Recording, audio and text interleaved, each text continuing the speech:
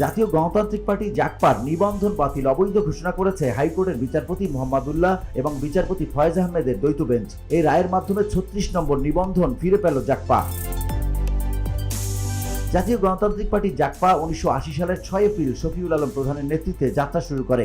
রাজনৈতিক দল নিবন্ধন বিধিমালা অনুযায়ী ২০০৮ সালের ২০ নভেম্বর জাকপা নির্বাচন কমিশন থেকে নিবন্ধন লাভ করে। এক যুগেরও বেশি সময় অতিবাহিত হওয়ার পর ২০২১ সালের ১ ফেব্রুয়ারি নির্বাচন কমিশন জাকপার নিবন্ধন বাতিল করে। আজ প্রায় ৪ বছর ২ মাস পরে জাকপা নিবন্ধন ফিরে পেল।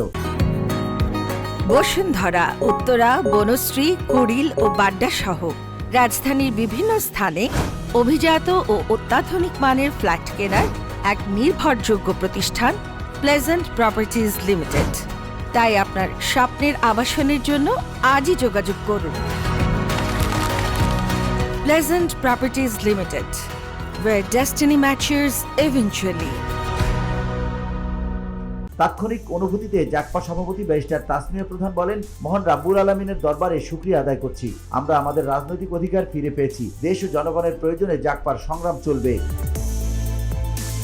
জাকপা সহসভাপতি ও দলীয় মুখপাত্র রাশেদ প্রধান বলেন, নিবন্ধন বাতিলের পক্ষে তৎকালীন ইসি কাগজে কলমে যে কারণই দেখাক না কেন, মূল কারণ ছিল জাকপার রাজনীতি, ভারতীয় আধিপত্যবাদ এবং আগ্রাসন বিরোধী অবস্থান। তাই ভারতের সেবাদাসী ফ্যাসিস্ট শেখ হাসিনার নির্দেশনায় জাকপার নিবন্ধন বাতিল করা হয়। ফ্যাসিস্ট শেখ হাসিনা এবং ভারতীয় আগ্রাসন মুক্ত বাংলাদেশের সত্যের জয় হয়েছে। VOD Bangla news desk.